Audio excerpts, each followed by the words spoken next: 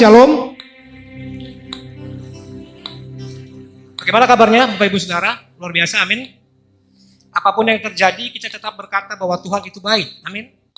Baik, Bapak Ibu yang kasih Tuhan, kita langsung membuka Alkitab kita di dalam Wahyu pasal yang ketiga, ayat yang ke-11.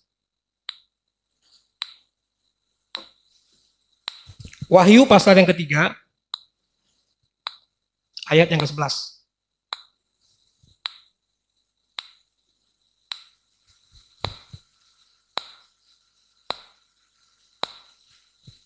Sekali lagi, Wahyu pasal yang ketiga, ayat yang ke-11. Sudah dapat Bapak Ibu Saudara? Amin. Kita akan membacakan bersama-sama dalam hitungan yang ketiga, 1, 2, 3. Aku datang segera, peganglah apa yang ada padamu, supaya tidak seorang pun mengambil mahkotamu. Sekali lagi, 1, 2, 3. Aku datang segera, peganglah apa yang ada padamu, supaya tidak seorang pun mengambil mahkotamu. Baik, Bapak Ibu yang kasih Tuhan, tema pagi hari ini adalah soal mahkotanya Allah. Ya, mahkotanya Allah. Nah, jadi gini, Bapak Ibu yang kasih Tuhan, di dalam kehidupan ini tentunya kita memiliki tujuan ya. Malang nasib seseorang jika kita tidak memiliki tujuan di dalam kehidupan. Di dalam bukunya Rick Warren, The Purpose of the Life and Life, di sana dikatakan bahwa ada 40 hal yang menggerakkan hidup kita. Ya. Jadi kalau kita nggak punya tujuan, kita adalah orang yang paling menderita di dalam hidup ini. Ya. Nah, kalau kita berbicara soal kehidupan di dalam Tuhan, tentunya ada tujuan lain, Bapak Ibu Saudara. Ya. Ada tujuan lain. Jadi ketika kita hidup di bumi ini memang kita memiliki tujuan-tujuan kecil ya. Kita memiliki tujuan-tujuan kecil. Harus ada itu. Makanya banyak orang stres hari ini dan mengakhiri hidupnya. Ya, baru-baru ini kemarin ada geger juga sih beritanya soal TikTokers yang lagi terkenal. Ian Sidoruk kalau nggak salah. Jadi dia itu followernya banyak. Ya, followernya banyak. Di dalam konten-kontennya kalau saya lihat, dia itu sangat ceria Bapak Ibu Saudara. Kelihatannya sepertinya nggak ada masalah gitu. Tapi tahu nggak Bapak Ibu Saudara, kemarin dia live, ya dia live, tapi live-nya live bunuh diri. Itu luar biasa, geger Bapak Ibu Saudara. Nggak nyangka gitu. Bayangin seorang TikTokers itu berarti kan dia seorang yang menghibur orang lain ya, betul nggak? Menghibur orang lain, tapi dia nggak bisa menghibur dirinya sendiri gitu. Malang kan? Tentunya orang-orang yang bunuh diri itu adalah orang-orang yang tidak punya tujuan dalam hidupnya. Nggak punya arah gitu. Tidak punya arah hidupnya. Makanya mengakhiri hidupnya. Bosan, jenuh dengan kehidupan ini. Makanya Bapak Ibu Saudara, yang paling menderita menurut saya adalah orang Kristen yang tidak mempunyai tujuan hidup.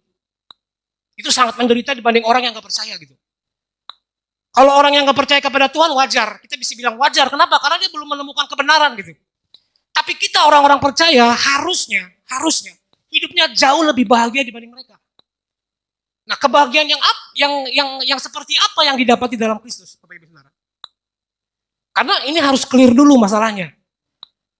Karena kalau kita sekarang ya, Bapak Ibu Saudara, kita bersekutu, kita melakukan hal-hal yang membangun rohani kita, tapi kalau kita nggak punya tujuan yang jelas dalam hidup kita, percuma. Jadi kita harus clear dulu dengan tujuan hidup kita, Bapak Ibu Saudara.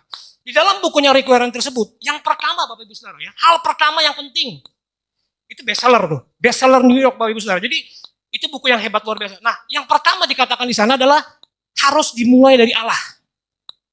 Bayangkan, jadi harus dimulai dari Allah. Kalau nggak dimulai dari Allah, maka segala sesuatu yang kita perbuat di bumi ini, pengkhotbah bilang semua sia-sia. Semua sia-sia. Di bawah kolong langit ini apa yang kita perbuat semua sia-sia. Apapun itu, Bapak Ibu Saudara. Jadi harus dimulai dari Allah. Nah, dimulai dari Allah. Berarti kita harus mengenal Allah. Kita harus mengerti Dia, Bapak Ibu Saudara. Supaya kita tahu rencana dan rancangan apa yang terdapat dalam diri kita. Karena bicara hubungan dengan Tuhan adalah bicara personal, Bapak Ibu Saudara. Tidak menyangkut dengan siapapun. Mau suami, istri, bapak, ibu, anak, siapapun itu. Karena ini bicara pribadi kita. Makanya doa nggak bisa dititip, Bapak Ibu Saudara. Kita harus langsung bertemu dengan Tuhan. Kita harus langsung berkomunikasi dengan Tuhan. Kalau waktu zamannya sekolah kita masih bisa nitip absen. Betul nggak?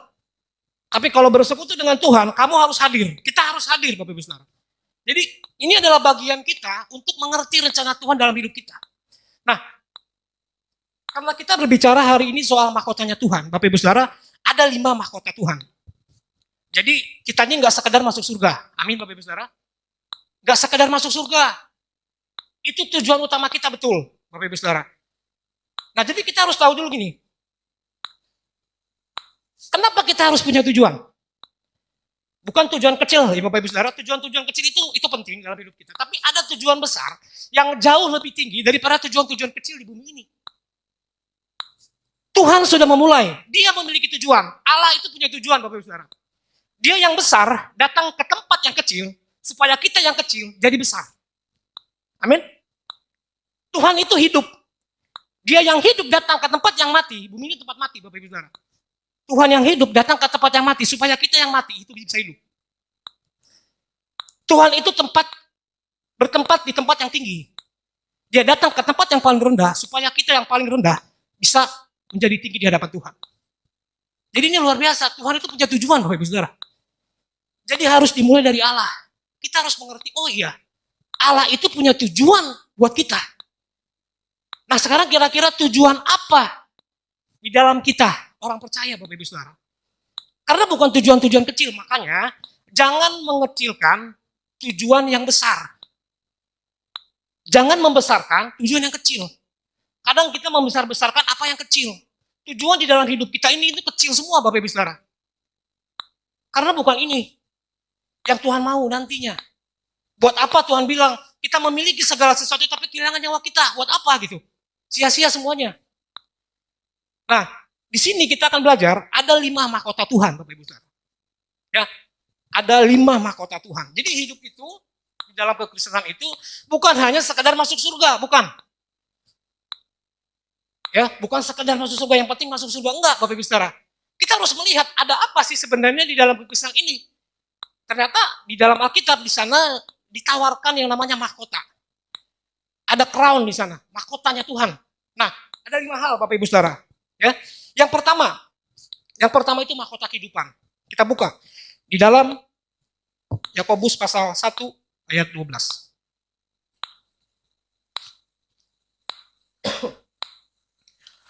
Yakobus pasal 1 ayat 12. Saya akan bacakan buat kita semua. Berbahagialah orang yang bertahan dalam pencobaan, sebab apabila ia sudah tahan uji, ia akan menerima mahkota kehidupan yang dijanjikan Allah kepada barang siapa yang mengasihi dia. Nah Bapak Ibu Saudara, yang pertama mahkota kehidupan. Jadi mahkota kehidupan ini sebenarnya lebih spesial khusus untuk orang-orang martir. Yang mati di dalam Tuhan. Karena pencobaan yang sangat besar Bapak Ibu Saudara. Saya mau tanya hari ini, pencobaan apa yang terbesar yang kita alami hari ini? Kayaknya tidak ada sebesar orang-orang pengikut Kristus di zaman generasi pertama Bapak Ibu Saudara. Tidak ada pencobaan yang paling besar. Apa coba kira-kira di hidup ini Bapak Ibu Saudara? Tidak ada Bapak Ibu Saudara. Tapi pencobaan terbesar adalah ketika iman kita akan diganggu Bapak Ibu Saudara. Itu sebenarnya. Makanya Tuhan memberikan mahkota spesial bagi orang-orang yang bertahan dalam pencobaan sampai pada dia dipanggil Tuhan. Ini mahkota khusus untuk orang-orang yang bertahan dalam imannya. Nah sekarang kita, ini dari antara 5 mahkota ini nanti Bapak Ibu Saudara. Mahkota mana yang kira-kira kita akan raih? Harus ada target kita Bapak Ibu Saudara. Karena percuma kalau kita hanya sekedar masuk surga. Percuma Bapak Ibu Saudara. Justru kita mau mengejar mahkota nih. Makanya di sana dikatakan ada 5 mahkota. Ya, yang ditawarkan oleh Tuhan.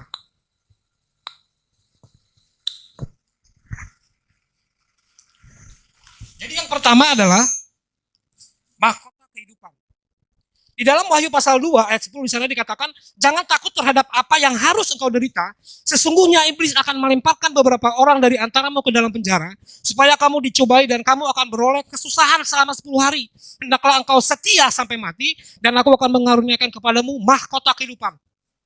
Bapak Ibu Saudara, mahkota kehidupan diberikan kepada orang-orang yang setia sampai akhir. Karena nggak semua orang bertahan, Bapak Ibu Saudara. Ya, nggak semua orang bertahan dalam pencobaan kan. Makanya kita mengatakan mahkota ini diberikan kepada mereka yang bertahan. Orang yang bertahan itu orang yang hebat, Bapak Ibu Saudara. Ternyata itu masuk dalam intelijen. Masuk dalam kecerdasan. Ada salah satunya kecerdasan adversity question, kecerdasan dalam bertahan. Itu hebat itu. Jadi orang-orang yang bertahan dalam pencobaan-pencobaan kesusahan besar, ini orang-orang yang punya kecerdasan ternyata. Jadi bukan hanya pintar secara intelijen gitu ya, pintar secara kecerdasan intelektual, kecerdasan emosi dan kecerdasan sebagainya, tapi ada kecerdasan lain. Orang yang bertahan itu luar biasa loh, punya kekuatan yang dahsyat. Jadi kalau hari ini kita masih diganggu dengan orang-orang yang meragukan tentang iman dan kekristenan, Bapak Ibu Saudara, kita harus bertahan. Jadi orang-orang yang kalah itu adalah orang-orang yang lemah. Karena mereka nggak bisa mempertanggungjawabkan imannya. Karena hari-hari ini tantangan kita besar, Bapak Ibu Saudara. Doktrin di dalam kekristenan itu sudah final. Tidak bisa lagi diganggu, karena itu sudah sepakat. Tetapi hari ini masih saja Bapak Ibu Saudara, ada banyak orang yang meragukan ketuhanannya Yesus. Ada yang meragukan ketritunggalannya Tuhan. Ini harus kita jawab. Jadi orang-orang Kristen harus mulai berpikir dan mulai mengupgrade dirinya. Bagaimana kita mau supaya Injil itu diberitakan, Bapak Ibu Saudara? Kalau kita nggak menjawab pertanyaan-pertanyaan itu gitu. Jadi ini bukan pertanyaan yang harus dijawab oleh hamba Tuhan, bukan. Kita semua orang percaya. Ikut terlibat di dalam kerajaan Allah, betul nggak? Karena kita adalah bagian daripada Tuhan itu, Bapak Ibu Saudara. Nah, jadi itu yang pertama, ada mahkota kehidupan bagi orang-orang yang setia dan bertahan sampai kesudahan. Yang kedua, mahkota kemuliaan, crown of glory. Di sana dikatakan bahwa di dalam 1 Petrus 5 ayat 2 sampai dengan 4. 1 Petrus 5 ayat 2 sampai dengan 4. Gembalakanlah kawanan domba Allah yang ada padamu, jangan dengan paksa, tapi dengan sukarela sesuai dengan kehendak Allah. Dan jangan karena kamu mencari keuntungan, tetapi dengan pengabdian diri. Janganlah kamu berbuat seolah-olah kamu mau memerintah atas mereka yang dipercayakan kepadamu. Tetapi hendaklah kamu menjadi teladan bagi kawanan domba itu. Maka kamu, apabila gembala agung datang, kamu akan menerima mahkota kemuliaan yang tidak dapat layu. Ini juga spesial Bapak Ibu Saudara, ini khusus untuk para gembala. Jadi para gembala ketika dia menjalankan tugasnya, tanggung jawabnya sebagai pemimpin daripada domba-domba, pada akhirnya nanti itu akan memberikan mahkota kemuliaan. Jadi ini mahkota yang khusus juga Bapak Ibu Saudara, untuk mereka yang menggembalakan, dipercayakan Tuhan untuk menggembalakan jemaat Tuhan. Nah, yang ketiga Bapak Ibu Saudara, yang ketiga mahkota kemegahan atau mahkota sukacita. 1 Tesalonika 2 ayat 19 sampai 20. 1 Tesalonika 2 ayat 19 sampai 20. Sebab siapakah pengharapan kami atau sukacita kami atau mahkota kemegahan kami di hadapan Yesus Tuhan kita pada waktu kedatangannya kalau bukan kamu. Sungguh kamulah kemuliaan kami dan sukacita kami. Jadi Bapak Ibu Saudara, sukacita ini, mahkota sukacita ini sebenarnya diberikan kepada orang-orang yang suka memberitakan kabar baik. Karena Tuhan berkata bahwa satu orang diselamatkan maka seisi surga bersorak-sorai bersukacita. Gitu. Jadi ada mahkota sukacita yang diberikan. Karena kebahagiaan orang yang memberitakan Injil adalah ketika orang itu menerima Kristus, Bapak Ibu Saudara.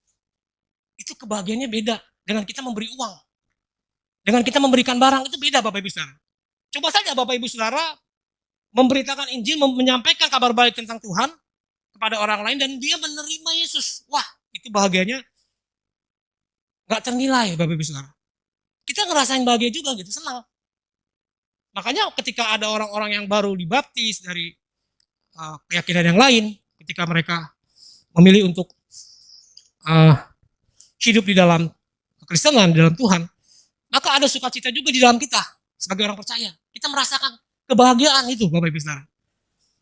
Karena kebahagiaan orang Kristen itu sama, satu spirit dia, satu roh. Ya kan? Kalau yang satu sakit pasti dia merasakan juga. Itu namanya satu tubuh. Seperti yang Tuhan bilang. Kita adalah satu tubuh. Tapi kepalanya adalah Kristus. Betul nggak? Kepalanya Kristus. Kita satu tubuh, Bapak Ibu Saudara. Kita merasakan apa yang orang lain rasakan. Jadi kalau orang lain dianiaya, seperti ada beberapa saudara-saudara kita yang dianiaya ya sekarang, dipersekusi gitu. Karena dia percaya kepada Yesus dan memberitakan Injil ya, di media sosial itu. Itu ramai sekali sekarang. Banyak orang-orang Kristen yang membantu menolong. Ya, mendoakan mereka. Sampai kalau tidak salah sih karena di penjara itu dia dipukulin. Ya. Tapi nggak tahu kabarnya apa benar apa tidak gitu. Oleh jenderal katanya gitu ya. Kalaupun ini terjadi ini ramai sekali Bapak Ibu Saudara. Ya. Nah, itu yang ketiga, ada mahkota sukacita. Yang keempat, mahkota kebenaran. 2 Timotius 4 ayat 8. 2 Timotius 4 ayat 8. Sekarang telah tersedia bagiku mahkota kebenaran yang akan dikaruniakan kepadaku oleh Tuhan, hakim yang adil pada harinya. Tetapi bukan hanya kepadaku, kata Paulus, melainkan juga kepada semua orang yang merindukan kedatangannya. Jadi mahkota kebenaran diberikan kepada setiap orang-orang percaya yang merindukan kedatangan Kristus yang kedua kali. Ini buat setiap kita. Jadi mahkota kebenaran ini diberikan kepada setiap kita, Bapak Ibu Saudara, yang merindukan kedatangan Tuhan. Jangan sampai orang Kristen tidak merindukan kedatangan Tuhan yang kedua kali. Orang Kristen harus merindukan kedatangan Tuhan. Karena ketika kedatangan Kristus yang kali kedua, hidup kita akan bebas sebebas-bebasnya. Dalam artian, kita udah gak punya lagi tekanan-tekanan yang besar, Bapak Ibu Saudara. Kita akan berbahagia secara kekal dalam surga nanti. Itu baru tujuan hidup kita. Karena di dalam hidup ini kita masih merasakan yang namanya sakit dan penderitaan. Kita masih merasakan ratap tangis, Bapak Ibu Saudara. Tapi nanti di kekekalan itu gak ada lagi. Kita bahagia secara kekal, Bapak Ibu Saudara. Karena memang tujuan Tuhan menciptakan kita sebenarnya untuk masuk dalam kekekalan. Tapi karena dosa manusia itu, kita harus ikut terlibat. Sekalipun kita tidak berbuat dosa. Tapi iman kekristenan berkata bahwa orang-orang percaya itu ikut. Oleh karena dosa satu orang, maka dosa itu menjalar ke seluruh bumi. Jadi dikatakan dalam Roma 5 ayat 12. Bapak Saudara. Jadi mahkota kebenaran ini diberikan kepada setiap kita. Pertanyaan saya adalah, apakah kita merindukan kedatangan Tuhan? Seperti jemaat mula-mula, Bapak Ibu Saudara. Bayangin, jemaat mula-mula, jemaat generasi pertama, mereka rindu Tuhan datang kali kedua loh. Baru Tuhan pergi udah rindu lagi datang. Saking kangennya sama Tuhan. Karena mereka lah yang pertama sekali melihat secara langsung peristiwa itu. Dan itu disampaikan, diceritakan kepada generasi berikutnya, Bapak Ibu Saudara. Baru pergi Tuhan sudah ingin lagi datang. Nah, bagaimana dengan kita hidup di zaman sekarang, Bapak Ibu Saudara? Apakah kita merindukan Dia? Apakah kita merasakan bahwa kalau Tuhan datang, Bapak Ibu Saudara, maka semuanya, Tuhan bilang apa? Bumi dan sisinya akan lenyap. Berarti hidup kita yang di dalam dunia ini semuanya sia-sia kan? Jadi kayaknya kecil banget gitu. Kecil sekali, Bapak Ibu. Makanya jangan pernah mengecilkan tujuan yang besar. Dan jangan membesarkan tujuan yang kecil. Kadang kita suka membalikan itu. Kita selalu menganggap ketika kita hidup di dunia ini, apa yang ada di dalam dunia ini, tujuan-tujuan itu jauh lebih besar dibandingkan tujuan yang sesungguhnya. Makanya Tuhan bilang apa? Harus melihat perkara-perkara besar. Perkara-perkara di surga juga harus dipikirkan gitu. Karena itu jauh lebih penting juga, Bapak Ibu Saudara. Jangan kita terlena dengan apa yang kita peroleh hari ini. Kalau kita baca kitabnya Salomo di akhir hidupnya, Pengkhotbah, itu semua tentang kesia-siaan. Kok dicatat di dalam Alkitab sih? Maksudnya apa? Salomo mengingatkan kepada kita bahwa segala hal yang kita raih di dalam dunia ini itu nggak ada apa-apanya gitu. Dibandingkan dengan apa yang akan kita peroleh kelak di dalam surga. Itu jauh lebih dahsyat, Bapak Ibu Saudara. Wah, kebahagiaan kita sudah nggak bisa lagi dinilai, nggak bisa lagi diukur. Di dunia ini kita masih terukur kebahagiaannya, betul nggak? Punya rumah baru, punya mobil baru, punya pasangan baru, punya semuanya baru. Semuanya enak. Ya, jadi jangan pernah kita gantikan, Bapak Ibu Saudara. Sesuatu yang besar itu dengan sesuatu yang fana gitu. Nggak ada harganya itu, nggak ada ternilai, nggak bisa dibandingkan. Tapi kita memang masih hidup di dunia ini. Kita perlu menjalani hidup ini. Jangan juga kita merasa bosan dan akhirnya kita mengakhiri hidup kita. Sama juga dengan bohong. Tapi yang saya maksudkan adalah, jangan kita menggantikan tujuan yang besar itu di dalam hidup kita. Karena itulah yang sesungguhnya yang kita harus raih, Bapak Ibu Saudara. Paulus itu nggak main-main, dia bilang apa di dalam 2 Timotius 4 ayat 8 itu. Ya, di ayat-ayat selanjutnya dia katakan, aku sudah mengakhiri pertandingan dengan baik, betul nggak? Karena Paulus menganggap bahwa hidup ini adalah pertandingan. Bapak Ibu tahu mahkota itu ya, ada 2 versi. Yang pertama, diadema namanya. Mahkota diadema itu mahkotanya raja, ratu, yang terbuat dari emas, Bapak Ibu Saudara. Tapi, yang dimaksud mahkota di dalam Alkitab ini adalah mahkota yang namanya Stepanos. Stepanos itu, Bapak Ibu Saudara, terbuat dari untayan daun atau bunga, Bapak Ibu Saudara. Diberikan bagi mereka yang menang atau bagi pahlawan. Makanya yang duri apa di kepala Yesus itu Stepanos tuh, Bapak Ibu Saudara. Diberikan mahkota kan? Mahkota duri kan? Itu Stepanos tuh, Bapak Ibu Saudara. Kenapa diberikan itu? Karena dianggap Yesus itu adalah pahlawan bagi orang-orang Yahudi yang percaya kepada dia. Nah, yang kita terima ini adalah Stepanos mahkotanya. Bukan mahkota raja, bukan. Tapi mahkota pemenang. Berarti kalau pemenang, ada satu pertandingan yang harus kita kerjakan, yang harus kita selesaikan. Untuk itu Paulus mengatakan, aku sudah mengakhiri pertandingan yang baik, Bapak Ibu Saudara. Kita ini seperti atlet, Bapak Ibu Saudara. Atlet itu datang ke perlombaan, harus menang. Harus menang, tujuan dia menang. Gak ada tuh atlet, saya mau kalah deh. Gak ada, Bapak Ibu Saudara. Atlet itu pasti mempersiapkan diri dengan baik kan. Makannya dijaga. Kesehatannya dijaga. Semuanya dijaga tuh, Bapak Ibu Saudara. Hati dan pikiran kan. Karena kalau hanya fisik aja, tapi dianya lagi gak tenang tuh. Seperti ada beberapa contoh atlet yang mengundurkan diri dari Olimpiade kemarin. Kenapa? Karena dia punya masalah mental. Ada tuh banyak tuh. Masalah mental. Fisiknya bagus. Fisiknya waduh, udah jadi gitu, badannya udah bagus lah. Pasti dia kalau bertanding menang. Tapi ketika mentalnya sakit, nggak bisa bertanding, Bapak Ibu Saudara. Berarti jiwa, pikiran ya, dan tubuh kita ini harus sehat, harus siap. Kita sedang berlari, bukan jalan, Bapak Ibu Saudara. Kita sedang berlari hari ini. Kalau berlari itu cepat, nggak ada yang lambat-lambat berlari. Kita sedang berlari nih hari ini. Karena waktu itu cepat berlalu, Bapak Ibu Saudara. Kemarin kayaknya kita masih kecil, sekarang udah dewasa. Bentar lagi kita dipanggil Tuhan. Gak kerasa 70 tahun itu. Makanya kita harus memanfaatkan waktu yang baik, Bapak Ibu Saudara. Inilah waktu kita merenungkan. Kira-kira saya dapat mahkota nggak ya? Pernah nggak kita berpikir seperti itu? Ini Paulus memikirkan ini. Dia nggak hanya sekedar masuk surga, Bapak Ibu Saudara. Saya harus meraih mahkota. Itu yang ada di dalam diri Paulus. Karena dia tahu tujuan hidup dia untuk apa gitu. Orang yang mengerti arah hidupnya. Dia tahu apa yang dia harus kerjakan. Apa yang harus dia kerjakan. Apa yang harus dia lakukan gitu. Makanya Paulus tenang aja, mau mati pun gak masalah gitu. Orang Kristen ketakut mati, Bapak Ibu Saudara. Tapi mati jangan karena maling ayam, maling mangga, waduh bahaya itu.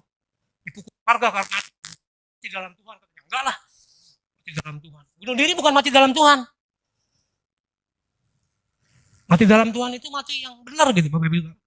Nah, jadi mahkota keempat adalah mahkota kebenaran. Kita harus mulai berpikir hari ini, Bapak Ibu Saudara. Mahkota mana yang mau kita raih? Harus dong. Perlombaan itu kan harus ada sesuatu yang kita raih. Nah, mahkota kebenaran itu adalah orang-orang yang menantikan Tuhan. Kalau dia menantikan Tuhan, berarti dia mempersiapkan dirinya. Amin. Mempersiapkan diri, Bapak Ibu Saudara. Seolah-olah besok Tuhan datang. Karena seorang pun tidak ada yang tahu kedatangan Kristus. Dari dulu khotbahnya begitu kok. Yesus datang, tapi Yesus nggak pernah datang. Tunggu tanggal mainnya Tuhan, bukan tanggal mainnya kita, Bapak Ibu Saudara. Banyak orang yang memprediksi kedatangan Tuhan. Banyak tuh bidat-bidat palsu, Bapak Ibu Saudara. Pengajaran-pengajaran yang mencatat tanggal kedatangan Tuhan. Yang datang bukan Tuhan, tapi kontainer untuk ditangkap, masuk penjara, Bapak Ibu Saudara. Dulu tuh pernah ada di Bandung. Ya. Jemaatnya udah jual barang-barang semua. Bayangkan, kalau pemimpinnya salah, Bapak Ibu Saudara, sangat berbahaya sekali. Masuk penjaranya sih nggak apa-apa. Malunya itu, Bapak Ibu Saudara. Betul nggak? Memprediksikan kedatangan Tuhan, tapi Tuhan nggak datang. Orang Alkitab mencatat tuh, tidak ada seorang pun yang tahu. Betul nggak? Yang kita lakukan apa hari ini? Bukan seperti memprediksi angka, bukan. Kapan datang Tuhan, enggak. Justru kita harus mempersiapkan diri. Karena nggak tahu kapan kita dipanggil Tuhan. Ada juga kok yang waktu masih kecil dipanggil Tuhan. Cepat gitu Bapak Ibu Saudara. Hidup ini singkat, seperti uap Alkitab bilang. Cepat Bapak Ibu Saudara. Tiba-tiba sekarang udah September, ya. Kayaknya baru kemarin COVID kok masih berlanjut terus nih. Kita nggak tahu Bapak Ibu Saudara kapan akan berakhir. Coba virus ini terus ada kan? Tapi kita nggak usah pusing dengan itu. Biarkan aja kita hidup bersama-sama dengan virus itu. Gitu. Yang harus kita siapkan adalah diri kita. Suatu saat kita kena virus itu dan kita dipanggil Tuhan, siap gak? Kan gitu kan? Karena kita nggak tahu Bapak Ibu Saudara. Banyak orang sampai menjual apapun demi kesehatan. Ya. Pada saat datang virus ini baru orang berlomba-lomba untuk hidup sehat. Betul nggak Bapak Ibu Saudara? Sampai semua barang-barang kesehatan habis. Ya, persentasenya tinggi banget tuh penghasilan di bidang kesehatan gitu. Apapun itu. Kaya sekarang orang-orang yang di dalam dunia kesehatan. Yang menemukan virus, yang membuat virus. Kita yang habis uangnya. Ya kan? Kita habis uangnya. Nah, jadi Bapak Ibu Saudara, kita harus punya target mulai hari ini. Mahkota ini adalah bagian kita orang percaya. Yang terakhir, mahkota abadi. 1 Korintus 9 ayat 25. 1 Korintus 9 ayat 25. Tiap-tiap orang yang turut mengambil bagian dalam pertandingan, menguasai dirinya dalam segala hal, mereka berbuat demikian untuk memperoleh suatu mahkota yang panah. Tetapi kita untuk memperoleh suatu mahkota yang abadi. Mahkota yang abadi Bapak Ibu Saudara diberikan kepada kita. Wow, ini luar biasa. Mahkota yang abadi. Makanya yang masuk surga itu sedikit, Bapak Ibu Saudara, saya bilang hari ini. Yang masuk ke surga itu sedikit. Kenapa? Karena jalannya sempit. Betul nggak? Jalannya sempit. Orang nggak mau masuk di jalan yang sempit. Di dalam Lukas dikatakan jalannya sempit, pintunya kecil, Bapak Ibu Saudara. Tapi yang masuk di dalam kebinasaan, kekal neraka gitu ya, itu pintunya besar. Jalannya besar, Bapak Ibu Saudara. Orang mau jalan ke situ karena nggak mau berdesak-desakan. Diibaratkan masuk surga itu seperti masuk ke lubang jarum. Mustahil gitu. Emang mustahil sebenarnya. Mustahil keselamatan itu diberikan kalau nggak Tuhan yang datang. Jadi ini luar biasa Bapak Ibu Saudara. Keyakinan kita itu udah keyakinan yang tepat. Bapak Ibu Saudara sudah tepat berada di sini. Kita harusnya bangga dan bersyukur. Bangga dan bersyukur. Buat apa yang Tuhan sudah kerjakan dalam hidup kita. Nggak ada kok yang ternilai dalam hidup ini. Apa coba Bapak Ibu Saudara? Percuma kalau kita dapat semuanya Tuhan bilang. Tapi kehilangan nyawa kita. Wah, ngeri ya. Itu ayat itu, waduh. Jadi kayaknya kita nggak ada tujuan lain gitu. Banyak orang nggak bahagia kok ketika dia sudah memperoleh apapun. Betul nggak Bapak Ibu Saudara? Tapi orang-orang percaya, dia memegang Tuhan. Dikatakan dalam Wahyu 3 ayat 11 itu Bapak Ibu Saudara. Aku datang segera, peganglah. Ya. Peganglah apa yang ada padamu. Supaya tidak seorang pun mengambil mahkotamu. Peganglah apa yang ada pada kita. Sekarang kita berpegang kepada siapa Bapak Ibu Saudara? Kita harus berpegangan Bapak Ibu Saudara. Berpegangan kepada siapa? Di dalam Wahyu ini dikatakan berpegang kepada Allah. Kalau berpegang kepada Allah, kita kuat. Karena kita pegang Allah yang punya hidup. Tapi pada prakteknya kita kadang memegang yang lain, betul nggak? Kita memegang uang kita, kita memegang harta kita, kita memegang jabatan kita, kita memegang yang lain di luar Kristus. Tuhan nggak mau. Tuhan maunya kalau kamu mau pegang saya gitu. Ketika kamu pegang saya akan memegang erat kamu. Tuhan bilang begitu. Makanya Tuhan bilang, siapapun yang berada di dalam tangannya, tidak akan dia lepaskan. Amin Bapak Ibu Saudara. Siapapun yang ada di dalam tangannya, dia tidak akan lepaskan. Kita yang mau keluar sendiri dari tangannya. Kita keluar, kita loncat dari tangannya Bapak Ibu Saudara. Kita mau meraih jalan kita sendiri. Kita punya arah hidup yang lain. Tuhan tidak pernah memaksa. Kekristenan tidak pernah memaksa. Kekristenan selalu menawarkan. Hai yang letih lesu, yang berbeban berat, datanglah kepadaku. Aku akan memberikan kelegaan padamu. Selalu menawarkan. Tidak pernah memaksa. Itu baru keyakinan yang benar. Tapi orang lebih suka dipaksa hari ini, Bapak Ibu Saudara. Sekarang ini kita hidup di dalam kasih karunia. Bukan hidup di dalam aturan-aturan hukum. Makanya kita nggak ada kan doa setiap jam berapa setiap hari. Nggak ada kan, bebas kan Bapak Ibu Saudara. Tapi saking bebasnya, kita malah nggak mau kadang-kadang. Manusia itu kadang-kadang maunya dipecut dulu Bapak Ibu Saudara. Harus ada aturan yang tertulis. Baru manusia itu taat dan nurut kepada Tuhan. Itu yang terjadi di bangsa Israel. Dia nggak mau tuh hidup seperti itu. Maunya tertulis. Makanya 10 hukum Taurat itu dituliskan Bapak Ibu Saudara. Supaya langsung dilihat gitu loh. Hukum yang pertama, hukum yang kedua. Karena manusia itu pada dasarnya suka seperti itu. Gitu. Nah sekarang bisa nggak kita hidup di dalam kasih karunia tanpa aturan tertulis, tapi kita hidup benar? Ini yang paling sulit. Bagaimana kita bisa mengukur kebenaran kita Bapak Ibu Saudara? Hukum Taurat kalau kita melanggar 1 kali, gagal semua. Dia menuntut nyawa Bapak Ibu Saudara.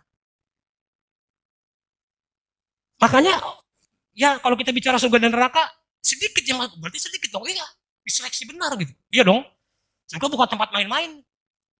Gak mungkin Tuhan memilih orang-orang yang biasa-biasa aja, enggak. Ini mahkota ini orang-orang hebat. Pemenang tadi saya bilang.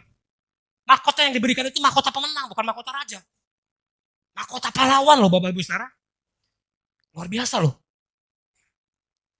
Jadi kalau hidup ini adalah pertandingan, mari kita berlomba-lomba Bapak Ibu Saudara. Secara sehat. Secara sehat. Kita bersama-sama. Karena kita terlibat dalam pertandingan ini. Itu Paulus bilang. Pertandingan ini pertandingan yang panjang Bapak Ibu Saudara. Kalau kita sudah berlari, jangan pernah melihat ke belakang. Gak pernah. Ada orang-orang Kristen yang sungguh-sungguh yang serius, dia menoleh lagi ke belakang.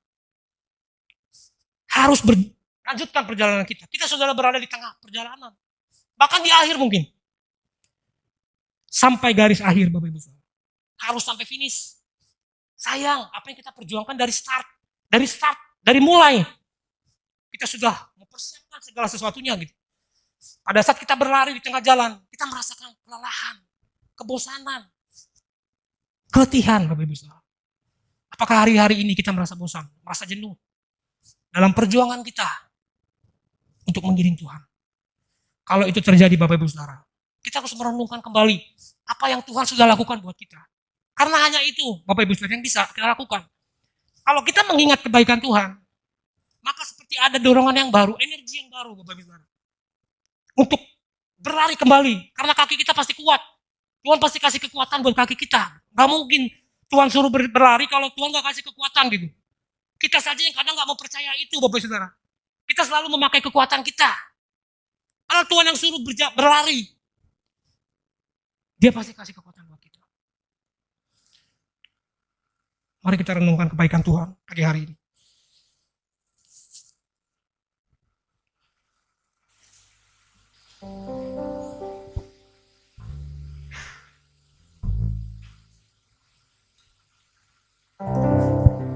Mari Bapak Ibu Saudara,